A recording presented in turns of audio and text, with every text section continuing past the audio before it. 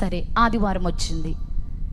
అదే నువ్వు తీరా బైబిల్ పట్టుకుని బయటకు వచ్చేటప్పుడు మీ ఇంటికి ఒక 4 బంధువులు వచ్చారనుకోండి, వాళ్ళను కూడా మందిరానికి తీసుకొస్తావా? బైబిల్ తీసుకెళ్ళి గూట్లో పెట్టి వాళ్ళతో కూర్చొని మాట్లాడి చికెనో మటనో చేసి, లేకుంటే నీ తాహతుకు తగ్గ భోజనాలు చేసి వాళ్ళతో ఇంట్లో మాట్లాడుకుంటూ ఉంటావా? ఏం చేస్తావు?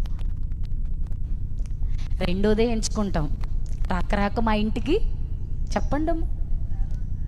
విలువ పెట్టి కొనబడిన వారు విలువైన జీవితాన్ని కలిగి ఉండాలి ఈ లోకములో.